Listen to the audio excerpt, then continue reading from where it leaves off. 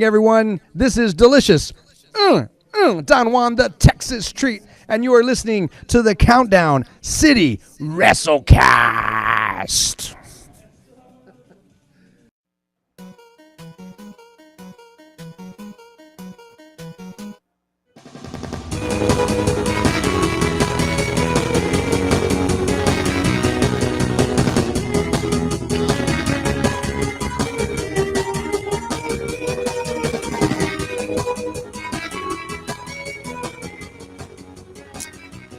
What's up, heels and baby faces? Welcome to another episode of the Countdown City WrestleCast. I'm your host, JC. Joining me, we got Tommy. Yo. And back, Lexity's fully recovered, we got Mike. What's up, guys? It's Big Mike, and we are barreling into the last quarter of 2022 Electric Boogaloo. Welcome to the Claudio / Bailey / La Rosa Negra cast. Live and in color. My dude. Live and in color. Yeah. I haven't heard Live and in color in a while. Feel old yet? Yeah. Wow. Yeah. Wow, me neither. Oh my god. Mike, how you? Yeah, good. I was gonna say, how you feeling? I know you went on last week. Yeah, and, as y'all accurately reported, I had suddenly Wednesday night come down with an acute case of jericatitis. I believe if you Google it, it's also sometimes referred to as what is this bullshit? And but yeah, I don't know. Just apparently Ring of Honor is just all about cheating and sports entertainment now. And I don't have to tell you. Oh, it's he not made your. himself. Go ahead, Tommy. He made himself the ultimate ROH heel in within Of a course week. you did. It was perfect. I was like, man, he won the title in the very next week, made himself into the. Oh wow, that was just so good. It was so good. Before we get too far on, though, I do want to say for last show, thanks for taking up all that, and I didn't get to talk about this as I would have. But Tommy, thanks for being a good sport with all the Mission Pro stuff, the pictures and stuff. I don't even know if I can make fun of you anymore because you went just right into it. Yeah. So yeah, Anything you want to say about anything you might want to say? I know I mentioned Brother Harry in our with my 1 minute warning, and he was your teacher too. I don't know if there's anything you want to share about him. I mean, it's a weird thing to share here, but yeah, he was a great guy. And really enjoyed his class. But rest in peace, Brother Harry. And I think it was really cool that this week during his funeral procession, they actually let the students at Central leave class to go outside, and they rode the funeral procession past Central so they can honor him one last time. So yeah, that was really cool. Sad that we lost him, but a great man who obviously influenced a lot of people. So. Yeah, and I learned a lot about him at the Rosary and how so many ways fate seemed to intervene. Like that man was meant to touch so many lives. I'll just give you a quick rundown.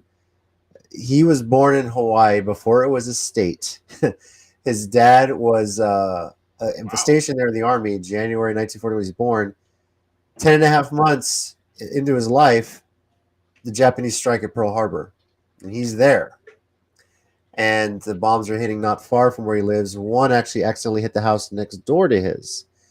Wow. And so him and his two older sisters and his mom were on the first refugee boat to the States from Hawaii.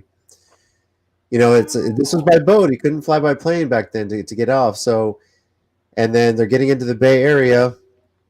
And then, unbeknownst to them, a Japanese submarine had snuck into that area, fired a torpedo, and it missed.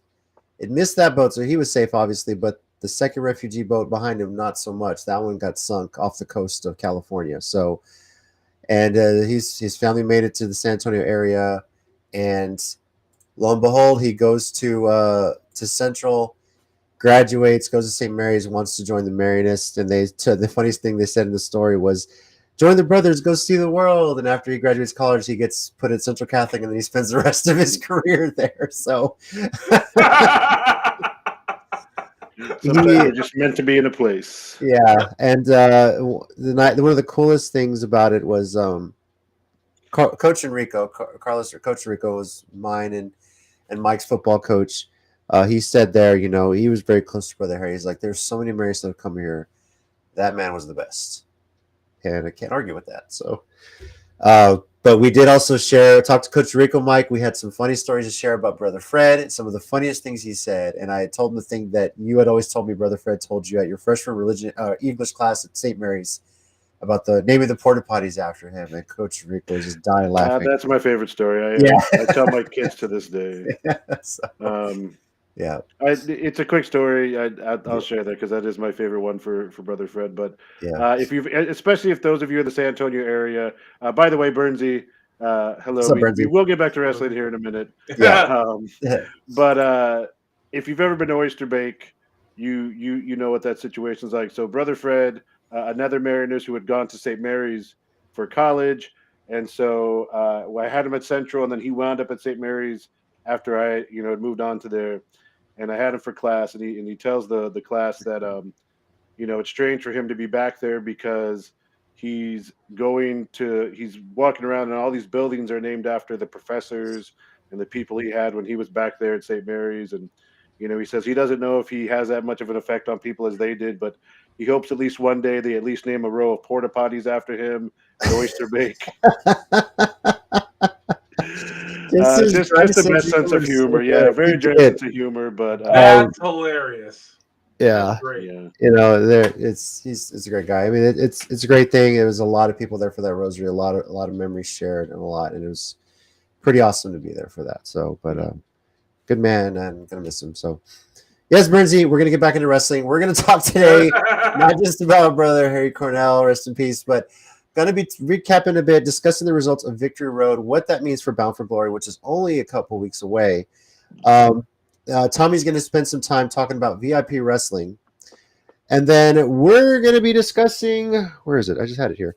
This little baby right here, which just arrived in the mailbox for me today. Sorry. The IWC does that automatically, so I just figured I'd do it now just to get it up. Now, I should note that they have the top 16 on here, except for MJF. So they kind of skipped MJF, but they have a note on the inside showing all the photo credits for all that, who took what pictures, and then they have a note that says, MJF, please accept our apologies. Like Dr. Wagner Jr. in 1999, you're unlucky number 16 from the PWI staff. Right, so, yeah, we'll get into this. I will say I didn't count the whole number of women that are in there, but I will say there are at least 2 women in the top 100. Oh, nice. Yeah. So we'll get into that, debate that, and have fun with that. So if you guys have not seen the PWI 500, do a quick Google search. I'm sure you can find a list somewhere. If you don't have the magazine, go check it out. But I think number 1, there's just no argument. Beyond that, we'll see. Yeah. All right. I mean, I'd argue Cesaro, but that's just a personal opinion. Just kidding. No, Claudio. All right. Let's bit of wrestling news. Do we have anything to share this week, wrestling news wise? Well, we mentioned this before the show, but the big controversy that has all the dirt sheets up in a roar. Sasha Banks has changed her Twitter name to her real name, Mercedes Bernardo or Varnardo. I forget exactly what it is. Yeah. So obviously this means that she's never going to wrestle again. It means she's going to Stardom. It means she's just going to stick with Disney Plus.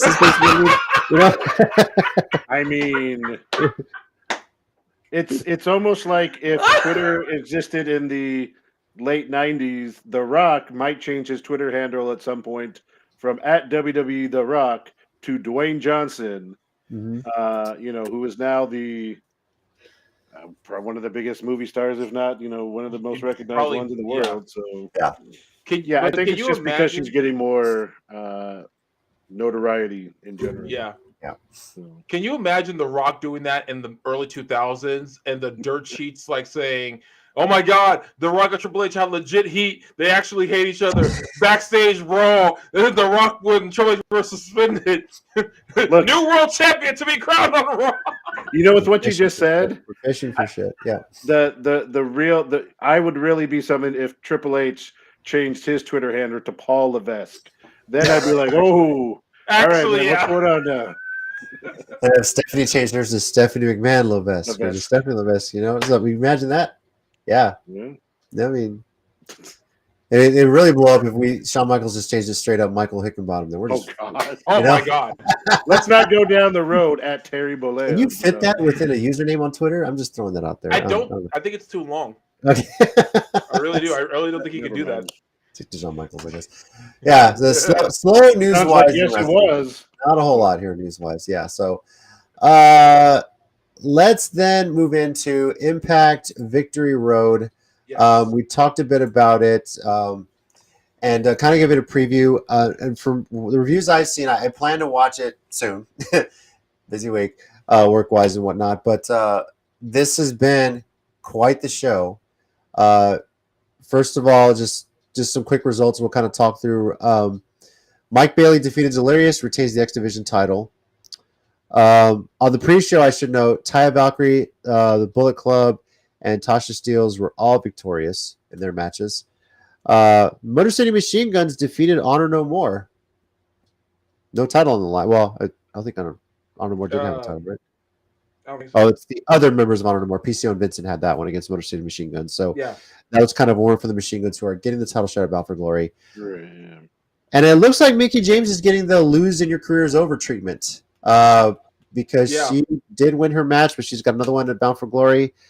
Frankie Kazarian wins the Triple Threat Revolver, so he is now the number one contender for the X Division Championship. The six-man tag, Honor No More, Eddie Edwards, Matt Taven, and Mike Bennett defeated Heath, Josh Alexander, Edward Swan. Jordan Grace defeated Max the Impaler. And of all people, Steve Macklin wins the three-way barbed wire massacre match. And Tommy, you were surprised by that result. I very much so, because I mean, come on, you got Moose and you got Sami Callihan and barbed wire massacre. At the surprise winner to me would have been Moose. Honestly, it really was. The Steve Macklin, I gotta be honest, I didn't even consider the possibility he'd win that match. But hey, man, if they're strapping a rocket to his back, he's good. I mean, I'm not knocking his talent or how good he is. Damn, guy's damn good. And so, but I just was shocked. This is a Sami Callihan special, which also sounds like a very violent affair. I feel like if he had a restaurant, and he had it's the Sami Callihan special, you have to get hit before you can eat it. Like, he has to smack you across the face first. It just seems like that would be a thing. I'm also a little shocked, Tommy, of all Steve Macklin's accomplishments so far. I'm surprised you haven't mentioned maybe his most important one, or I mean, there is one that I actually didn't know until recently. The fact that he's dating Deonna Purrazzo. I mean, and correct me if I'm wrong, but I thought they were now engaged. Oh yeah, you're right. They are engaged. In which case, by the way, damn any titles, that man won. Like it's like him and the Miz. Him and the Miz. They're great wrestlers, but that's not what makes them winners. You know, it's like with Rusev. They have the TNT Championship. they're great wrestlers, all three of these guys, but that's not what makes them winners. When they go home, that's what they're going home with. Congratulations, my friends. I mean, you have won. It's just so we're clear, if you're watching this, the answer is Deonna Purrazzo. Yes, that's who's going home to. That's why we're calling her a lucky man. And God bless that good man, because hey, God bless you, Steve Macklin. My hat is off to you, my good sir. Well done. Now, very well something else to note with this show: Bobby Fish showed up. I don't know in what context it was. Whose Muay Thai or mixed martial arts was he complaining about this time? I didn't unfortunately didn't get a whole lot of details on what he interrupted or who he confronted, but have you guys seen anything? No, I missed it. No, the last thing I heard about him was his big long tweet or text about why Punk is bad at MMA and why he challenged him to a real fight. So I think he just came out and did a promo. I don't think he did really interrupt everybody. Well, maybe not. It says Bobby Fish wants a fight, and True Raj Singh and Mahabali Shera are here to bring it to him. Huh. Oh, okay. Okay. So, yeah, apparently, I think he came out from a promo calling someone out or just calling people out in general, and then these guys showed up. I don't really know if he's a face or heel, to be honest. I mean, there's a pop for him for sure. At least right now, he's a face Yeah, until I would we guess kind of so. establish that. Yeah. So, Yeah. but that is a big surprise. You figured if he was leaving with that, everyone's thinking, he's going to go to Triple H. He's going to go back with Triple H NXT. Oh, Matt Cardona showed up. Well, Cardona's been there off and on, right? Yeah. Well, and is he talking was- about Cardona was involved with Bobby Fish too, or you just mean? I think he was. I think he just showed up at Victory Road too, because I think he's back. I think he's off the injury list because he was injured for most of the summer. Oh, yeah, that's right. That's right. So yeah, I forgot about that. But thanks, Jason. Yeah, because he showed back up. So I think that's just him being off injury, because I think he was at NWA recently. I think. Yeah, because over the summer he had to give up the title. They did that whole storyline. Yeah, because Murdoch won it again, because making him a 2-time champ. Mm-hmm. Now, one thing that Bobby Fish is going to be making his Impact pay-per-view debut, he has been added to the Call Your Shot Gauntlet match, which is going to take place at Bound for Glory in a couple weeks, which the winner of that will get a contract they can invoke at any time to challenge for any championship of their choosing in Impact. So that basically means there's 5 people announced for that match so far, and we'll get into that in a little bit. So that no, okay. Oh, yeah, we got you. All He right, is Jason, also a my winner. bad. Yeah, you. my bad. Jason, you're absolutely correct about that. Yes, 100%. 100%. Here's what I'll say about Chelsea Green, dude. That is a woman that sticks by her man. Is more than willing at a GCW show to flash herself, whatever it takes to help her man win a match. Who cares if it goes viral? But props. Whatever. Hey. Yes. Yeah, that is truly wrestling's it couple right there. Don't give me this Miz and Maurice stuff. This is definitely. Whoa, that's shocking coming from you. I know. Imagine that mixed tag match though. Miz and Maurice against Cardona and Chelsea Green. I feel like Cardona and Miz would be able to stop laughing at each other halfway through the match. Yeah, they're too good at friends. I don't think. I feel like in the middle of a Collar Double tie-up, Cardona would tell a joke, Miz would break, and they would be doing that the rest of the night. Yeah. So yeah, then Maurice and Chelsea would have to get in there to do the actual wrestling because I don't think Miz and Cardona could take it seriously. But then Chelsea Green would probably tell a joke. Maurice would probably be like, "Son of a bitch," and just start laughing too. Well, next week we're going to talk about Victory Road, and this kind of led into that. We already know we're going to have Josh Alexander. Bound for Glory? I'm sorry, Bound for Glory. Yeah. What did I say? You said Victory Road. Victory Road.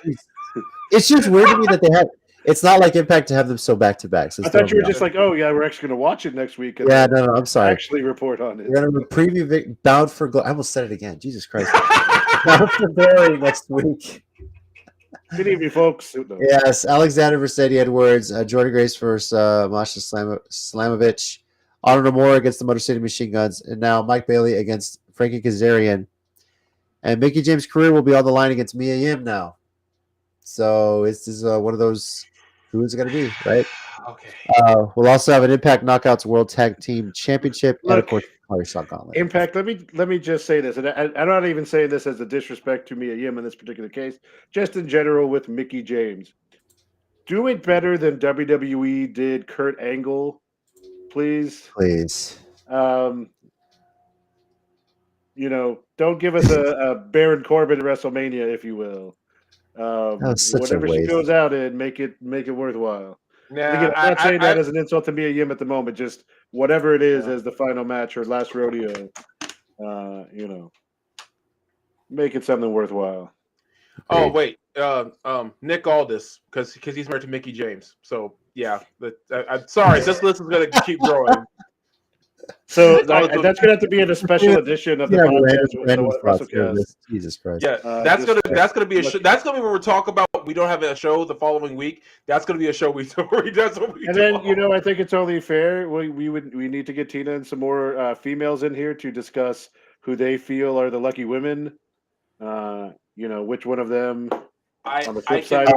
Tina will definitely say Randy Orton's wife. Yeah. So my sister and my mother will say Edge's wife and Roman Reigns' wife. And my mother watches no wrestling except for when she walked past and Edge was on, she stopped everything she was doing. And then I watched it again when she saw Roman Reigns. And the first thing she said was, "Who was that?" When I said, funniest thing, when I said that's The Rock's cousin, she said, "Oh, I can see that." I was like, "Mom, wow, okay." Yeah. I don't need to hear you thirsty, Mom. So what you're saying is she acknowledged him. Right. Oh God! No! With that, Tommy, you get to talk about VIP wrestling now. So let's just jump right into that. Oh, you ruined my mind. I didn't ruin it. You're the one that brought it up. That she acknowledged him. I didn't say those words. Literally the head of the table. But here you go. VIP wrestling. Let me just get this going. Anyway, Go for it. I'm so thrown. Anyway, tomorrow. And is it Holton City? Yeah. Damn it, JC. Holton City, Texas. VIP Wrestling setting the bar. It's their eighth-year anniversary show. I kept forgetting that. Damn it, Jason. Damn it, Jason. I'm sorry. You've said it. I have time to share it and just let y'all react. Damn it, No comment. Oh no, man! One day we might have to get Jason on the show. I don't know, man. He's Sorry, guys. I feel like he's working his way into it. Anyway, show's pretty stacked. You're gonna have Davey Richards there. The Rascals will be there. Terry Deppen. Sorry, I don't know why I almost said Tyler. And the main event is going to be Shane Taylor and Brian Keith. Ooh. Man. That might have five. That I commented on their page. That has 5-star classic written all over it, and just from like a hard hitting standpoint. So, I think I don't know if it's on Title Match Network or not. I can't remember. Usually they stream theirs like either that day or the day after. But this is in the Dallas area, right? Is this Dallas area? It's going to be in Holton City, which is like. I think it's like right in the middle, like somewhere in the middle between Dallas and Fort Worth, if I'm not mistaken. Because I've been there twice before to that building. It's Friday. The meet and greet is 6:30. Doors open at 7:30. Show starts at 8. So you're gonna be making the trip, or you're gonna be watching on Title Match? What are you thinking? I will actually be there. Nice. I will be at the show because the promoter Lou he was asking me, is like, so you gonna make the trip? I was like, you know what? Let me see if I can get the time off. I got the time off. I had to wait till my anniversary passed to get the tickets. Because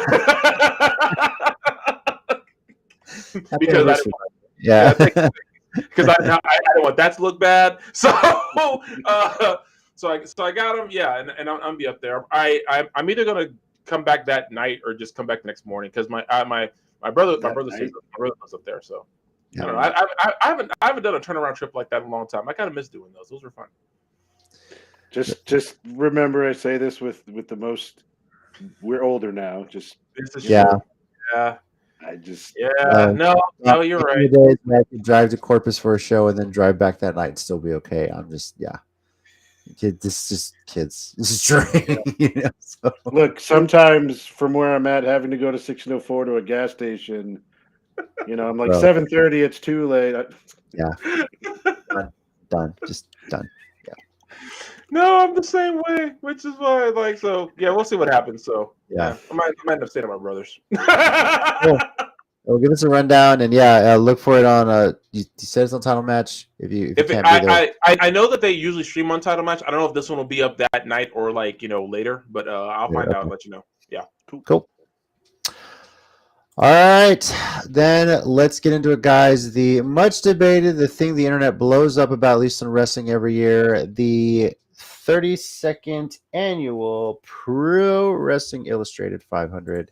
This list is never wrong. Oh, sorry, I Yeah. just represented the other half of the IWC. So talking about okay, so Here's the cover of it, as you guys can see right in front of us, and some of us covered. Sorry, Tommy, I covered you there. This, of course, I comes. see how it is. I see how it is, JC. I'm Okay. just saying that's just how that's how friggin' Restream did it. So blame Restream. Anyway, this list, of course, is compiled. PWI has their criteria. Not a whole lot of it has changed that much when you compare, but let me just kind of put that out here. The evaluation period itself was from July 1st, 2021, all the way to June 30th of 2022. Some of the minimum match requirements: you had to have a 10-match minimum over this time, or have wrestled in 6 matches in 6 separate months.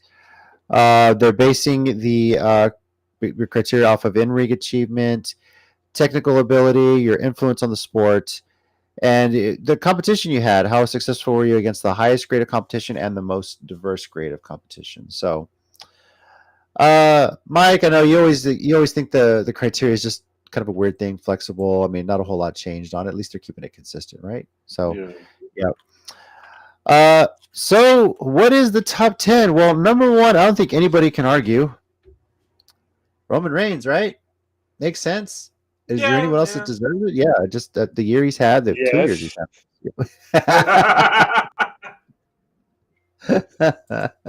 But I mean, with the time frame, there was, stuff. Yeah. Here's the top 10 according to PWI. Roman Reigns at number 1, Okada at number 2, CM Punk at number 3. Watch it. That's an interesting one. Hangman Adam Page at 4, Bobby Lashley at 5. That's nice, Mike. Cody Rhodes at 6, Bryan Danielson at 7, Hijo del Vikingo at number 8, Big E at number 9, and Jonathan Gresham at number 10. I like how you're doing that, Mike. It's hilarious. So, and just right outside the top 10 at number 11, Shingo Takagi. Number 11. Yeah. And then John Moxley at number 12. So, we can go on and on from there. But, guys, the top 10, I'll be honest with you, I was a bit surprised to see CM Punk as high as he was. I know it was such a big year, his return and everything. He's the one, at least to me, that stands out as the one being too high. Now, keep in mind, I'm not. This is based on the evaluation period, based on the criteria they gave us. I'm not looking at All Out and what happened after that. There wasn't a whole lot of activity. Yes, I think he had won the championship by then, but still, I thought 3 was a bit high. Well, I mean, didn't his return come in August? So didn't this kind of put him his return year basically in the prime of this? I mean, his first match was in September, so yeah, I guess you could say that. So yeah. I mean, yeah. So I mean, July. I mean, he kind of came really early, and he had this pretty decent run. He did lose. Well, he lost to MJF, but like wound up winning the end of that feud. Yeah. I mean, that's the thing, keeping in mind the time frame, and you talk about the impact he had. Like you said, despite what's happened more recently, his return and everything that kind of came out of it, I think that was pretty huge. Mm-hmm. Looking at the list, I don't know necessarily who I take out, but I think it's really weird that Moxley and Alexander are outside the top 10. Yeah, Moxley was 12, Josh Alexander was 14, and right between that, Matt Cardona at 13. Yeah, so. Cody Rhodes kind of got in right there at the end because, let's be honest, the end of his AEW run wasn't much to write home about, if you will. But those last few months where he started WWE were obviously a big impact. Is that worth 6? I don't know. Well, they say most diverse, and all he did was wrestle Seth Rollins. How much diverse? How much diverse? Yeah. I think that's coming under more of the influence and the impact. Biggie. El Hodel. I don't know about him, but that list, yeah, speaking. I know, it cuts it off. But Vikingo surprised me a little bit, only because I guess I need to just watch. I know he's good. I just didn't know he was top 10 of PWI yet good. But I mean, I was just shocked seeing that high. Punk, kind of made sense. I don't know if I'd put him at 3. I would have put him maybe in the top 10, maybe just not. Maybe not a, but I don't know. I gotta say, Adam Page was a bit high to me too, honestly. But I would have put Adam Page at 5, honestly. And What do you think of Jason's question here? Big E being ranked too high. When was it that Big E went out with the injury? it was earlier this year, like right around May, I think. So kind of like a month before this evaluation period. So, but up until then, like he had won a championship. He had been making a pretty decent singles run.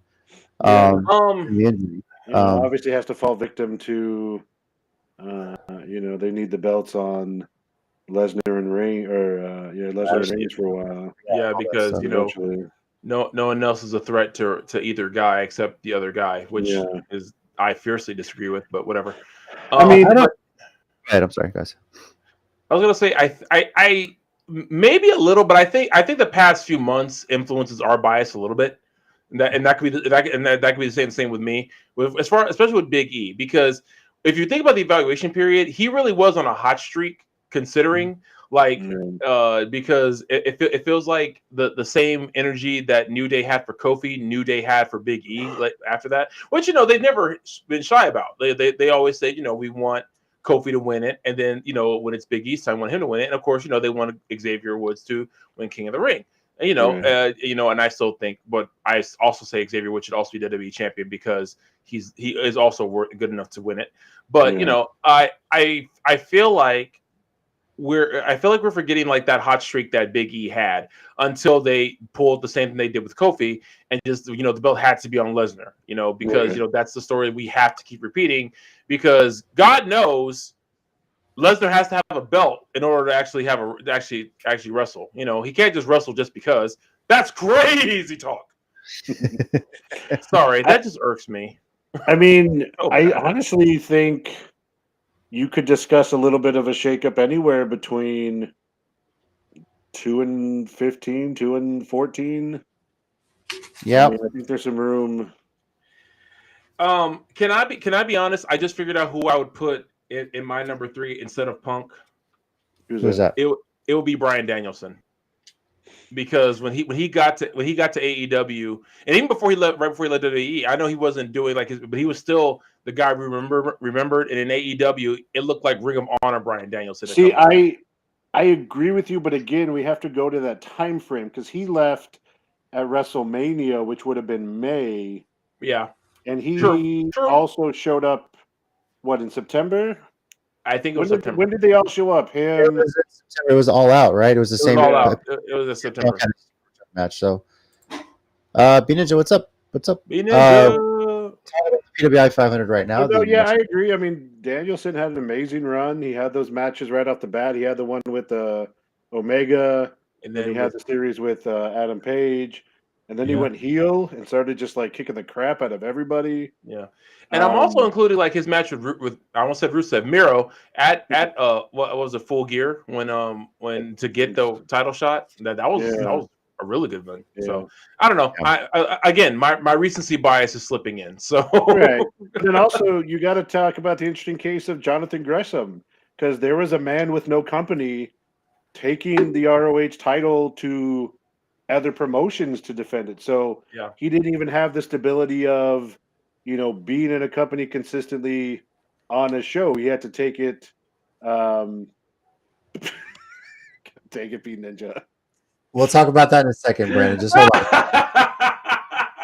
He already knows my level of excitement, but anyway, go ahead. Yeah, of course.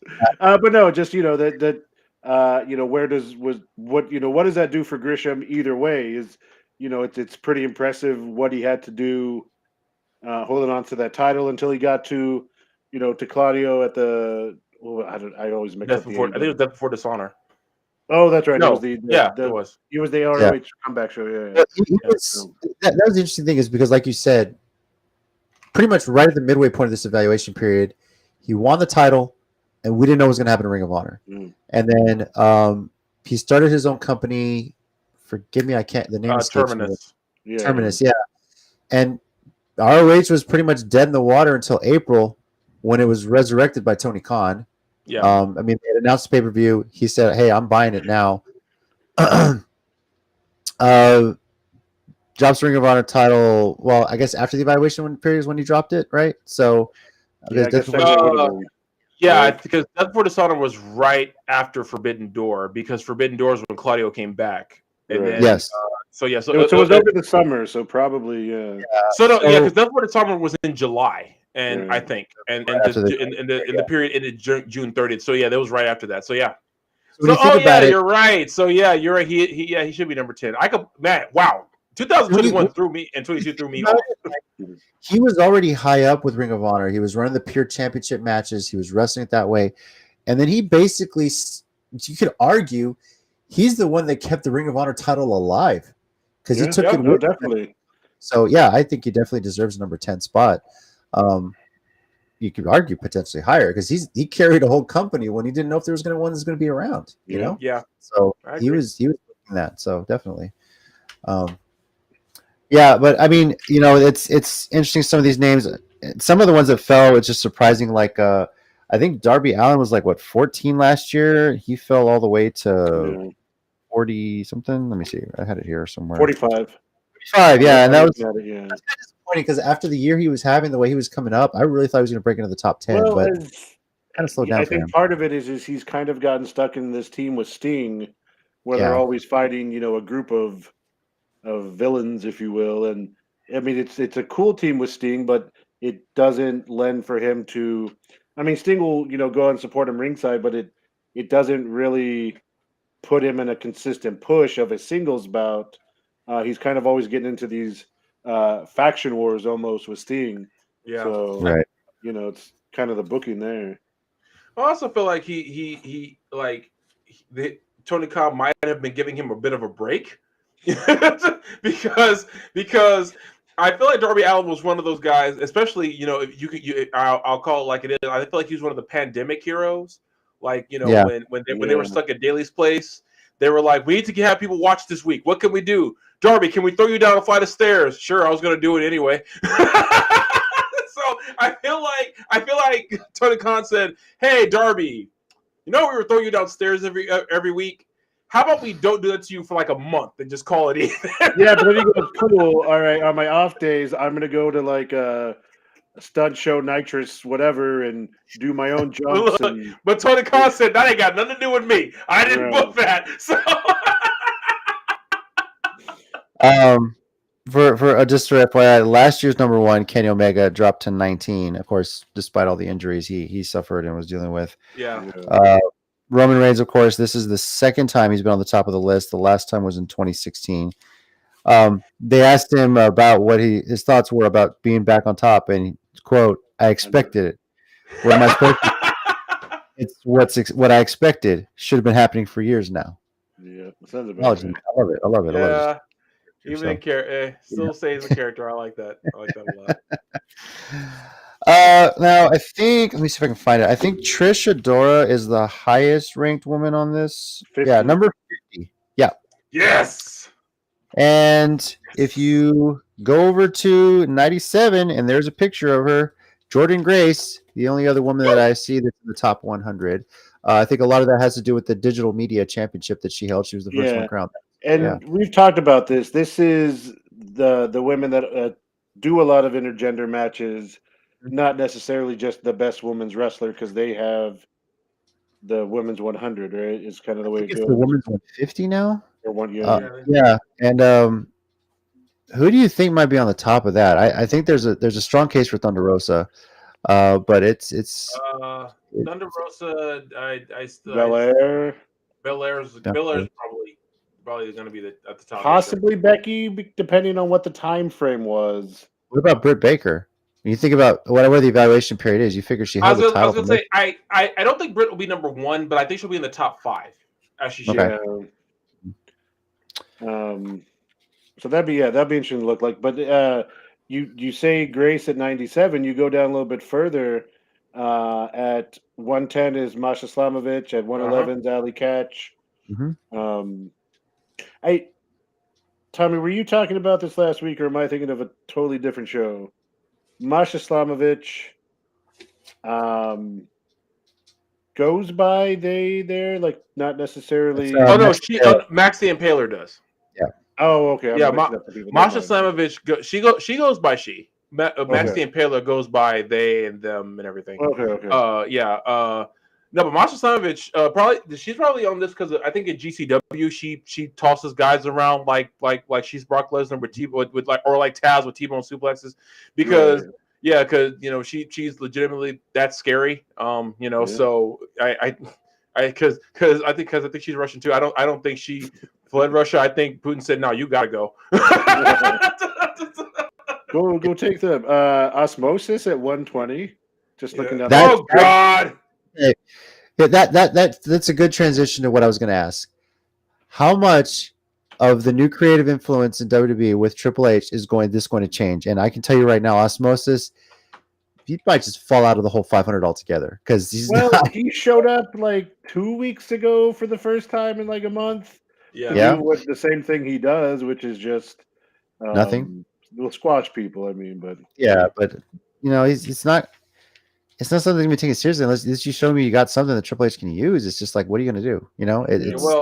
Well, I can tell you who I'm more than positive will be in the top 10 by next year. Who's that? Braun Strowman.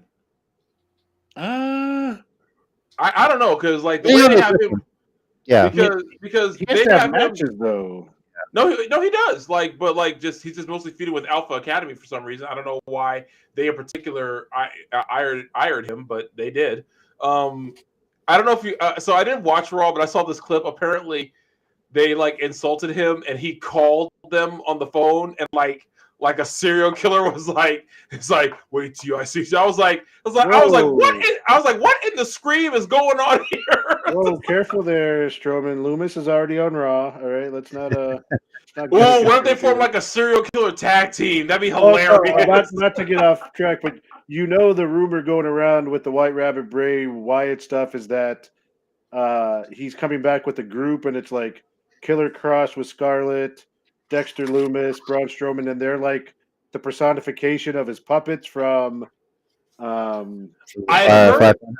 Yeah, I heard that about. It's a fan rumor. There's nothing to there's actually point to it of real like backup and evidence, but it's just a big fan theory that's kind of gotten steam. So yeah, I'd heard that about Killer Cross because he went by something similar in Lucha Underground. The White Rabbit, the White Rabbit. So we'll see. I don't know.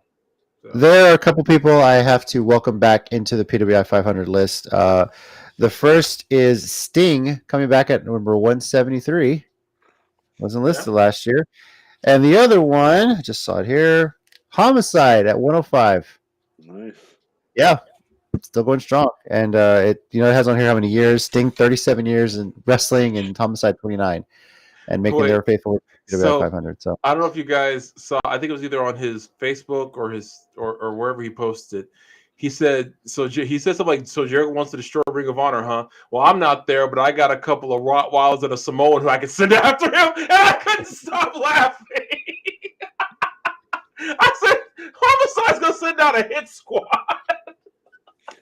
And what is it? 3.0 and the JAS will take the hit. Yeah, and Jericho will get out clean. Yeah. And I still remember when I heard Homicide won that title. Oh my God! You talk about a celebration at my house. So, Tommy, quick question. Do you have the list up? Yeah. What's up? Okay, go to 59. Okay. Okay. Yeah. Okay, so he had his run through AEW. How do you say his name? Konosuke Takeshita. Okay. Obviously, I got. What's that? Huh? Is that Takeshita? Is Takeshita? I've heard it Takeshita. Now, if I'm wrong, I'll admit it, but that's just what I heard. I've heard it very similar. And I don't want this to sound like rude. Why is it not Takeshita? Well, I think Shita is when there's a D instead of a T there at the end, something like that. Yeah. But I mean, it just depends. I felt really dumb a couple months ago because I saw this and I was like, "Oh, I know this name," and then they kept going Takeshita, and I was like, "Who's Takeshita?" I can kind of explain why it sounds different. Okay. It's not because of the American spelling. It's whatever the Japanese kanji is of his name. Mm-hmm. Because the kanji has a different sound. So the American spelling can be the same. Right. It's like so that you have Sasuke or Sasuke. It's the same name, spelled the same, but the kanjis are different. So that's what changes the dialogue. Look, he had a great run. Oh no, I'm just confusing enough. Just give me Hiragana and I'll be fine. No, but he should be higher on the list next year if he keeps, the run. Well, I heard he signed with AEW, like he's leaving DDT because he had such a great time. He said in AEW. Yeah, he had a great. And apparently Tony Khan was super high on him. Like he was like legit. Like if he wants put him to in a sign. bunch of matches in a very short amount of time. And all of them were bangers. Like his match with Claudio, dude. His match with Claudio was one of the best Claudio had since he left. Like, well, I mean, but speaking of Claudio, speaking of Claudio, he was 32 last year. He's 191 this year. This is the last time he'll probably be in this list as Cesaro. Let's be honest here. Yeah, Mike, you're the most biased one here, so I'm going to ask you first. Where do you see Claudio Castagnoli on this list next year? So I mean, honestly, it kind of depends on it depends on what ROH gets a more permanent footing, and if that's where Tony Khan has him. I thought after he won, the ROH title that the idea was it was coming soon and he was going to start it off. Now it's on Jericho, which I get if you're going to get TV. To have your champion as Jericho, pretty much the same idea that AEW started with. You're obviously going to get a lot more attention with that. But honestly, with the matches he puts on, if he can keep relevant on TV with AEW, I see no reason why. And I'm going to try to hold my bias back. Top 20 easy, sneak in the top 10 if they'll give him the credit. But I mean, you said it. Every match he puts on is a classic. And I have said this for years since he was Cesaro. Stop making your opponent look that good. I think one of the reasons it's hard for him to get on a roll is because he could be fighting Johnny Broomstick and he'll make them look like $1 million with his selling. And, unlike Roman Reigns, who will no sell everything unless your name is Lesnar. I mean, Claudio goes out there and makes everyone look like $1 million, no matter who they are. Sometimes I don't think it works in his favor. I don't know if warning over. Oh, sorry. Yes. So I don't know if you guys saw this past Dynamite, but when Bryan Danielson was wrestling Matt Menard, Ange Parker kept getting involved, and the crowd went nuts when Cesaro ran out. He carried that grown man out like he got one of those cases of water from the supermarket. I was like, the first thing I said when he carried Parker, I said, that's a grown man he lifted up. And it took him no effort. He just said, all right, buddy, that's it, you're done. I was like, that's a human. That's an adult male, and this man just picked him up like it was nothing. So there's I don't even remember who it is. There's an old comedy sketch about if you want to see how really impressive Olympic athletes are, we should get regular people off the street to compete with them in those events, right? So get a normal Joe off the street to run the 100 against Usain Bolt to see how really impressive it is. I think we need to do the same thing with Claudio's feats of strength. We take them for granted because he's Claudio and he pulls them off with no effort whatsoever. I think we need to get a normal person there. Okay, pick up Matt Menard and see if you could run him back, to the back with no problem. Pick this person up in a suplex and hold him there for long periods of time. Swing him for 30 seconds. Right? You're going to have a lot of waivers to sign because people don't sue you when you pull a muscle trying to giant swing some random dude. I'm just saying. Ignore the fact that the crowd doesn't know how to count a revolution. Okay. Right? Yeah. Well, in that tone, when Bandito stalling suplex on Jericho, I love how everyone lost count because I did too. Because I was like, I did not know Bandito was that freaking strong. Yeah. Although I can't believe I forgot that because he actually German suplexed Shane Taylor once, and that ain't no small boy. So let's see here. Another welcome back to the list. ACH 219 after taking that time off. Yep. He's on 219. Although I don't know if he might be on next year's list. I don't know if y'all have been following him. I've been following him. Time off again. I think he's done with wrestling. I don't know. He's been posting some stuff in the last week or two. Yeah, kind of letting off a lot of steam and. I think his is an interesting story, and I think it's a mental health thing. That's part of the reason why he stepped away from wrestling initially. Oh yeah, for sure. He was featured in an article, by the way, in PWI back in the May issue. I'll have to go back and read it, but talking about why he needed the time, why he needed to just get a break from it. So, and maybe it's starting to trigger again, and it's there's a place for him in wrestling. And it's just whatever he's going with. I hope he's getting help for it because he's such a nice guy. Always has been. He's such a great guy, such a fun guy in and out of wrestling. He really is awesome. And if you're watching this ACH, I hope whatever it is that's going on, I hope you're getting the help you need for it. If you want to talk to different ways, just hey, reach out. We'll play video games or something. Shit, B Ninja here. There you go. We'll play KOF 15. You want to know my thoughts, Brandon? I'm fucking excited. I have a reason to buy this game. Okay, I'll just say it. When they announced Team Samurai for King of Fighters 15, I was like, okay, now I can buy this game. Now I'm gonna kick some ass. I'm actually gonna play it.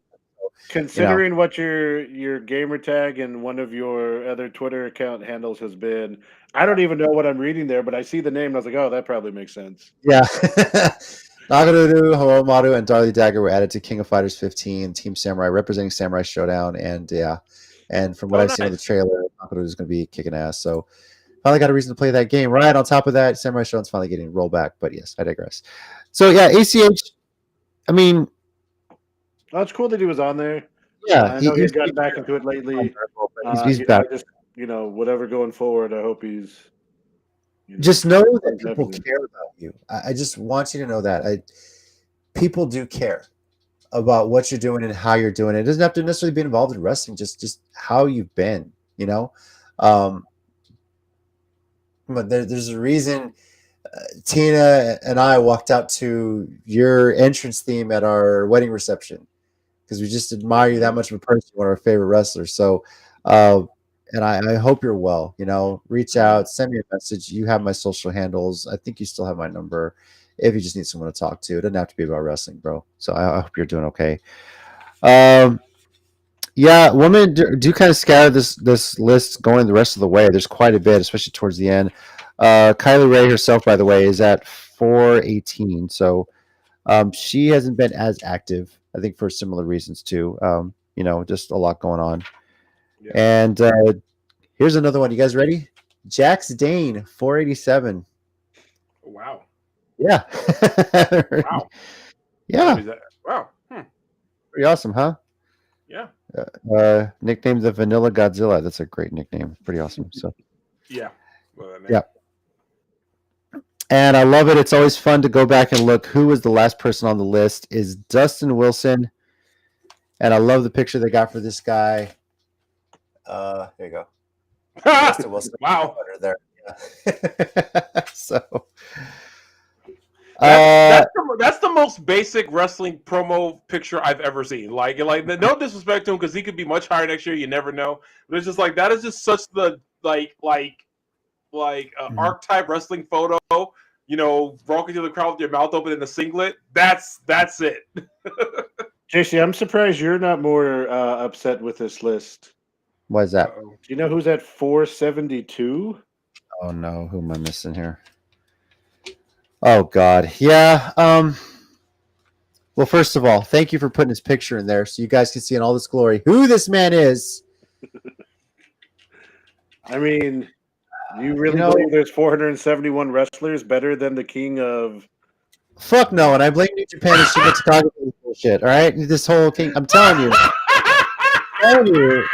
The last event, New Year's Eve, when he wins and becomes the king of pro wrestling for the third year in a row, put this man in the top 10. How you don't acknowledge that? You want to acknowledge something? Acknowledge Toriano. How about that? I bet Khan is right on Toriano. Who the hell? That's some bullshit right there. Hey, Khan is under Toriano. Really? Look who's about. I'm going to read this right up on Toriano. And the one thing I complained about Forbidden Door, you remember? Hold on. Quote, Sublime Master Thief became the 4-time New Japan King of Pro Wrestling champion after defeating Minoru Suzuki. Yano's 4th KOPW title reign ended in a loss to Taichi at New Japan's Hyper Battle 2022 show. Okay. comical presence was sorely missed at Forbidden Door pay-per-view. At least they acknowledged that. The one thing that prevented that show from being a 5 was that Toriano was not fucking there. You know what they need at the next Forbidden Door now, right? Luigi Primo versus Toriano. I'm actually mad that I want to see that. I'm mad that I legitimately want to see that. It angers me how much I want to see that now. So yeah, this isn't funny, but I was looking at just a little bit above that. Ultimo Dragon at 465. Really? Yeah, because he's been doing a lot of stuff with Dragon Gate. That's they have that in there. Yeah. Yeah, he's been wrestling at Dragon Gate a lot. I think he's coming close to his retirement as well, like Keiji Muto. I would think so. 35 years in the business, I would think so. Yeah. So. Yeah. So Doug Williams is still in here. Doug Williams was gonna retire in 2020, and then 2020 turned to crap. So he said he'd do a couple more years. That's what I heard. And then this is so bad because they're relatively normal wrestlers or like active at 439 and 440. Von Wagner and QT Marshall. Do you remember when 2.0 started and Von Wagner beat Ciampa or something right off the bat, and he was supposed to be like, I guess Vince and Bruce's big. Oh, he's a big Viking. Look at him, and then nothing's happened really much. And honestly, until you brought him up just now, I had forgotten all about that guy. I really had. So the only reason I haven't forgot about him is he's kind of this running joke on the Cultaholic podcast. I don't really want to share why. I'll share it with you off air, but it's because his promos. His promo delivery was very generic, and the day of the week that they happened to be on made a funny little line the way he said it. Dear Lord! But yeah, no, I don't even know if he's been on the new NXT recently or anything. I haven't really kept up though. So I got a few fun facts here. Kind of the cool thing they do in the magazine. They got some analytics, which I'm a numbers guy, right? So, if you look at the top 50 wrestlers. Which promotion was represented the most out of the top 50? Top 50? Let's see. Yeah. If you're watching at home, you can play along here too. So.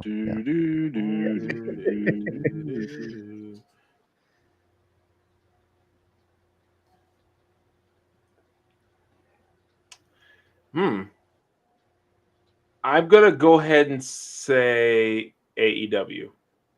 Yeah, me too. AEW had the most at 14 out of the top 50 wrestlers. Yeah. WWE in second with 11. From there, New Japan had 7 and Impact had 6. Those are your top 4. New Japan. Yeah. Okay. And then I know. Let's see. Now, women, there were actually 30 women that appear in the list this year. That is one more than the previous record, which was 29 last year's PWI 500. So there are 30 represented in there. Of course, I mentioned that Trish Adora was at 50, Jordan Grace at 97. So more and more women are appearing to this as intergender wrestling is becoming accepted. Now, you made mention of Ultimo Dragon being in there for as long as he has, Sting being wrestling for so long. Yield trivia: who is the most experienced wrestler to make an appearance in this list this year? And I don't know if any of you guys are going to get this, but I was just like, "What? This guy's still wrestling?" I'm gonna go back. I want to throw this one out there just to see if it's right. Is it Keiji Muto?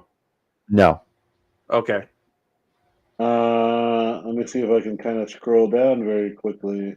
And he wasn't at the bottom for what it was worth. It's someone at the bottom. It's someone in the 400s. So someone in the 400s. Yeah. I see it. Is it 402 Ricky Morton? No. Yeah. Someone older than Ricky Morton? No, because Ricky Morton being on this list is a surprise. Honestly, Ricky Morton is lower than I expected him to be. I'm not even kidding. I expected him to lead in the high 300s. We're also talking about oldest. Okay. True. 408, I don't know which version is considered who. So is it Tiger Mask? No, it's not. Okay. Tiger Mask only had 27 years. The person with the most experience has been wrestling for 48 years. He was ranked in the first 3 ever PWI 500 lists and has not appeared on the list since until this year. Okay. And that's Mike Jackson at 480. Who? Mike Jackson, exactly. Okay. Think about this. There's been 32 iterations of this list. Mike Jackson appeared in the first 3 of them and has not shown up at all since then, and he's reappeared in this one. I don't know At number who. 480. I don't know. It's just random names, random trivia there. Yeah. Yeah. So I thought that was I think hilarious. he's like one of the legacy jobber type of dudes, if I'm remembering the guy correctly. Probably, yeah. So You sure he's not like a third Young Buck or Young Buck dad? No, he's not Papa Buck. No way. Oh man. So yeah, this is interesting to say the least. If you're watching, let us know your thoughts on this. Who do you expect to be number 1 next year? Just throw it out real quickly. June John Moxley. to July to June. Yeah, I mean,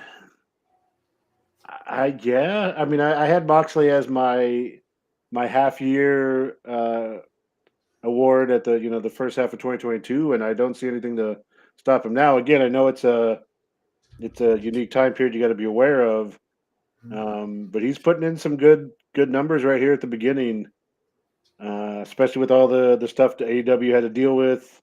Yeah. Interim championships and whatnot and everything. Yeah. So let's see how long is the vacation he was supposed to go on a month ago. Yeah. I mean, Reigns you could put right back up there. I mean, if he's used the title through WrestleMania, he's definitely got to hold it. I don't see, just for what I think is going to happen at the Rumble and into it, I don't think he'll still hold the title. But yeah, I definitely think there's a strong case for Mox. At least if he's not 1, he's number 2. Let's see what Okada does at Wrestle Kingdom. Then talk to me. Okada. I honestly have no context. I have no idea what he does on a regular. I just like joking around about. I honestly have no idea what his schedule's like. What type of matches he goes on through a normal What diverse talent? He wrestles the same guys every time. Just throwing it out there, So. Hey, exactly. It's not my fault. It's not my fault. Every match with Tanahashi is a 5-star classic. That's just called being a hater if you don't like it. Look, if Toriano versus Luigi Primo happens, match of the year, straight up. There's no fucking. I didn't say that wouldn't be the case if that does happen. I didn't disagree with you there. So. If Okada would have taken a loss at one of the last G1s to either Jonah Rock or to, or that's Jonah Rock did beat him. Jonah Rock beat him. Not in the finals, though. Not in the finals, no. He always loses in the tournament, and then still somehow winds up winning the tournament at the end. Only 3 times, or is it 4? Maybe 4. Jonah was 132. Cobb was 169. Wow. Yeah. Thank you for this alphabetical listing, by the way, PW. I appreciate it. Makes it easy to come up. Kenta was 136, by the way. Yeah. So. Nice.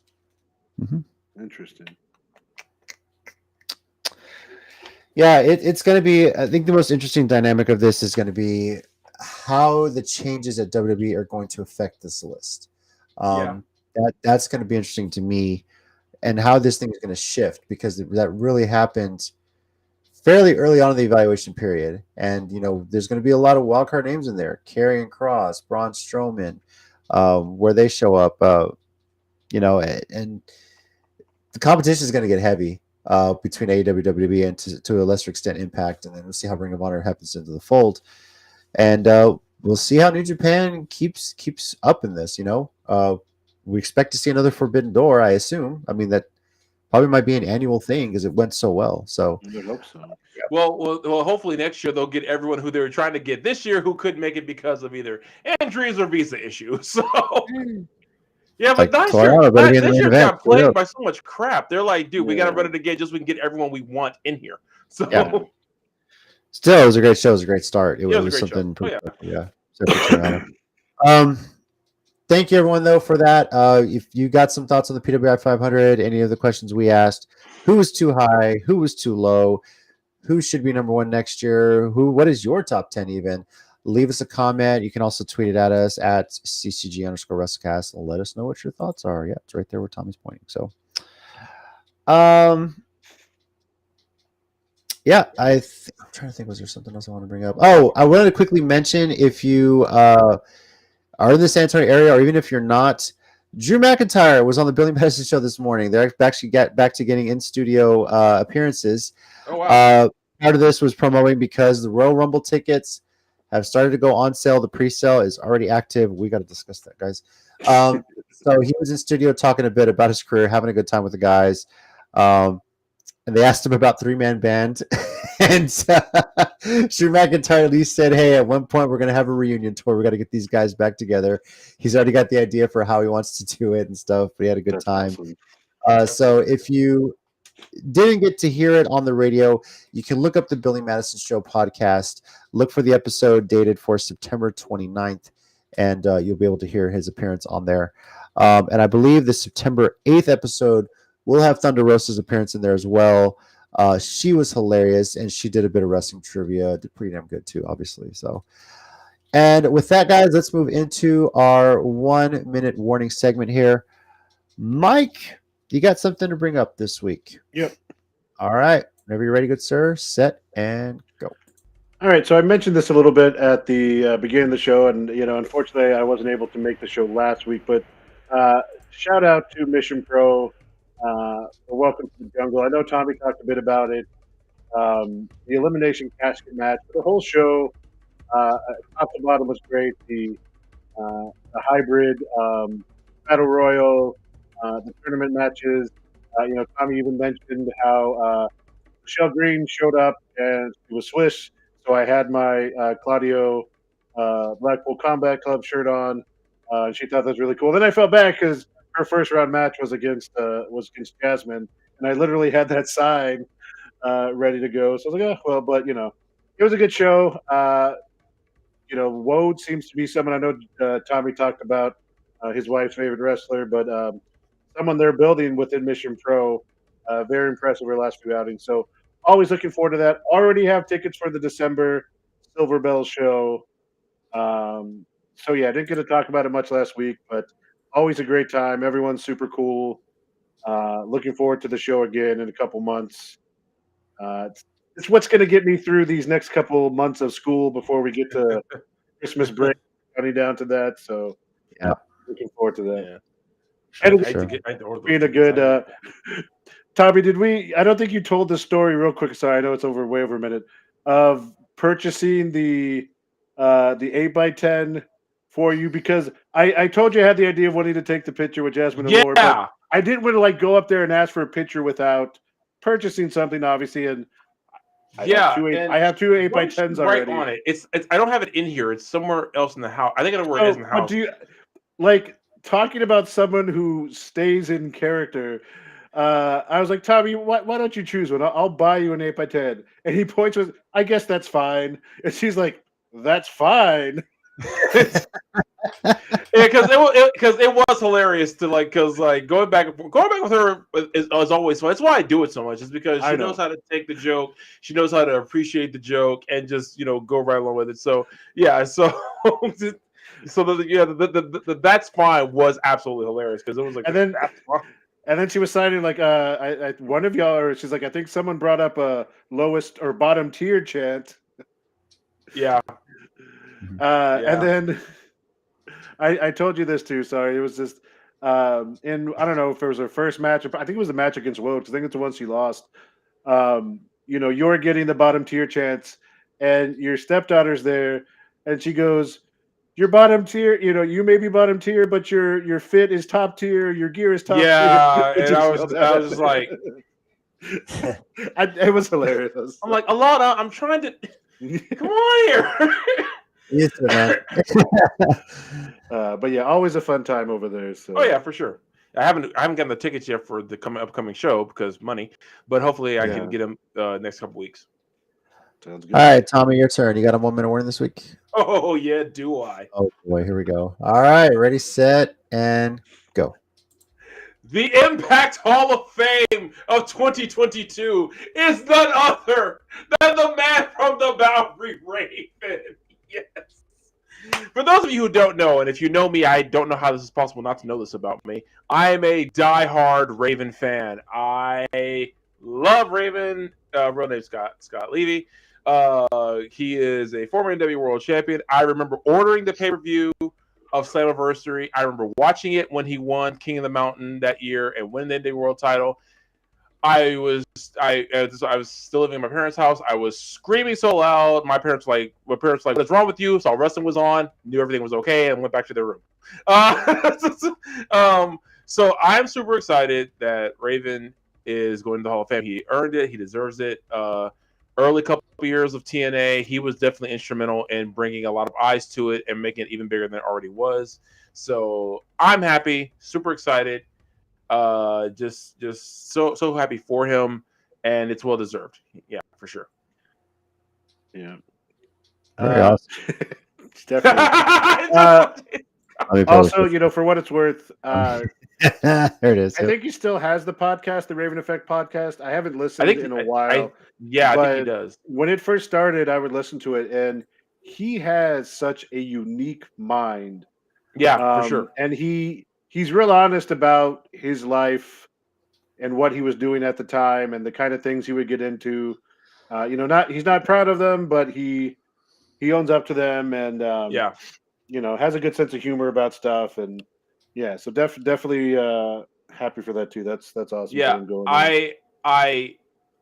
heavy metal wrestling, and this is what I'll always thank Dylan Dunbar for to the day I die. Brought Raven in for a show. Yeah. That was a big thing for Dylan. He was such a big Raven fan, possibly bigger than you.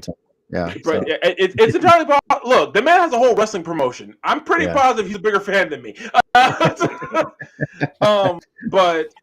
But I think I hugged him after the announcement because I was so excited, and I was ready to spend any amount of money it took to take a picture with that man. When I tell you, I went in there prepared to come out broke. I'm not joking. I said, Raven's here. I don't care what any of this costs. Autographs, picture with him. Autographs, picture with him. I wanted to. So I was like, I'm ready, dude. Let's do this. And because like you said, Dylan a bigger Raven fan than me, probably. But because I'm not going to tell that story again. But no, just a huge Raven fan. Don't even. But it was just cool to see. So I'm happy for him because. I do remember him saying one time, because him and CM Punk do have some legitimate heat. I don't know if it's resolved or not, but it did have it back in the day when he said, because it was in an interview and Raven said Punk had one time said Raven didn't really help him get over in ROH, and Raven said, which is insane and ludicrous. And I was like, that's hilarious. And I like Punk, but that's the one thing I always disagree about because I think those were the first times I even knew CM Punk was because of Raven. So.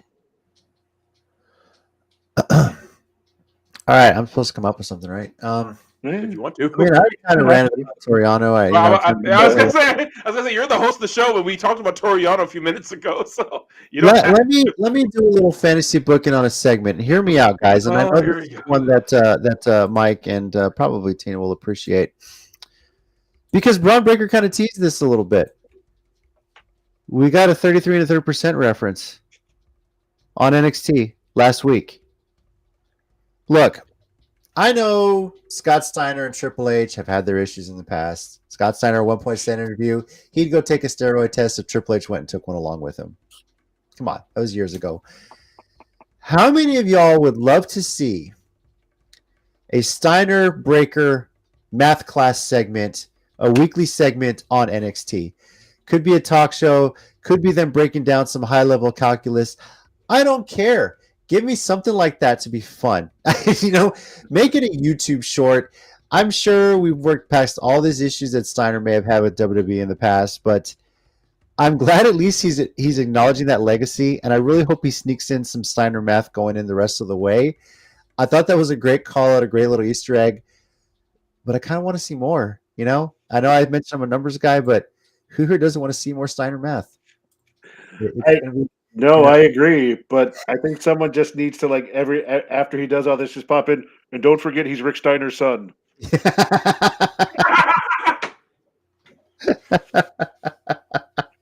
I did legitimately love it that he actually said I did the math. And I was like, oh my god, we are not. And I was like, actually doing this right now.